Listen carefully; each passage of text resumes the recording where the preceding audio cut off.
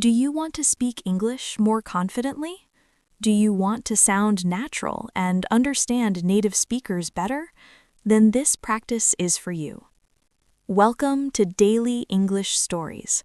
Today, you will learn a simple and powerful method to improve your English speaking. It is called the shadowing technique. What is shadowing? Shadowing means you listen to a sentence in English and repeat it immediately after the speaker. You try to copy the voice, the speed, and the feeling. You speak like a shadow following the sound. This method helps you pronounce words clearly, improve listening, and feel more confident when you speak English. Here is how to use this video. First, listen carefully to each sentence. Then, pause the audio and repeat the sentence out loud. Try to copy the voice, the speed, and the emotion. You can listen many times. The more you practice, the better your English will become. Are you ready? Let us begin the story. My name is Rachel Thomas. I am 17 years old. I live in Detroit, Michigan. At school, I always sit at the back of the classroom. I do not talk much, not because I am shy, but because I am tired of life. My mother works at a nursing home. My father used to work in a car factory, but he lost his job 2 years ago. Since then, he has been angry and sad. Some days he drinks, some days he shouts, some days he cries. I try not to blame him. He was not always like this. He used to carry me on his shoulders. He used to fix my bicycle.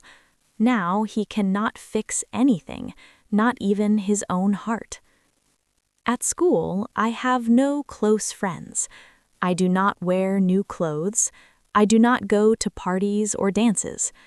After school, I work part-time at a pharmacy. Then I go home, help my mother, and study late into the night. But inside me, there is a dream. I want to become a doctor. No one in my family has ever finished college. Sometimes we do not even have enough food. Sometimes I cry alone at night. But a small voice inside me keeps saying, "Do not give up." That voice started when I was 10 years old. My grandmother became very sick. She had diabetes. One day, she fell and hit her head. I found her on the floor. I called for help. I held her hand until the ambulance arrived. That day, I decided I wanted to help people. I wanted to stop pain. I wanted to save lives. One afternoon after school, I saw a poster on the school fence. It said there was a free pre-med workshop for students. My heart beat fast. I took the paper and ran home. That night, I asked my mother if I could go. She looked tired, but she smiled. "If it is free," she said, "then go."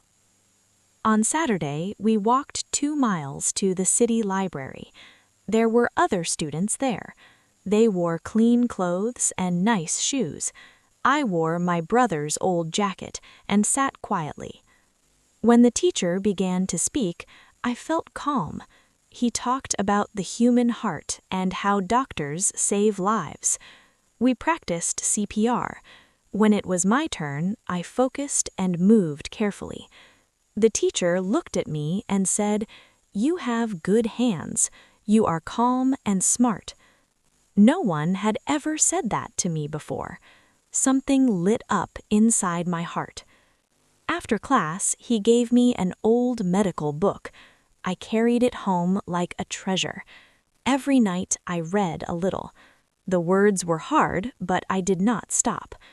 One day, at the pharmacy, an old woman collapsed. People screamed. Someone called for help. I ran to her and started CPR. I counted. I breathed. I did not stop. She started breathing again. When the ambulance arrived, a paramedic asked me if I was studying medicine. I smiled and said, "Not yet." Later, the teacher announced a scholarship. One student could attend a summer medical program for free. I studied harder than ever. One day, he called my name and gave me a letter. I had won the scholarship. When I told my mother, she cried and hugged me. She said I would be the first doctor in our family. The journey was not easy. I had no money for supplies or clothes. The owner of the pharmacy helped me. He believed in me. On the first day of training, I was scared, but I walked into the hospital anyway. Bright lights, busy halls, doctors and nurses everywhere. Our instructor said, "You do not need to be rich to become a doctor. You need discipline and heart." I knew I had both. During the training, I watched doctors save lives. I saw fear, pain, and hope, and I knew this was my path. On the last day, I received a small white coat. It had my name on it, Future Doctor. At home, my mother cried with joy. My father looked at me and said he was proud. That white coat still hangs in my room. It reminds me that dreams are possible, that I am more than my past. People may still see a quiet girl, but inside, I am strong. I am learning. I am becoming a doctor. Now it is your turn. Listen again. Pause after each sentence. Repeat out loud. Copy the voice. Copy the speed. Copy the feeling. This is the shadowing technique. Practice every day, even for 10 minutes. Believe in yourself.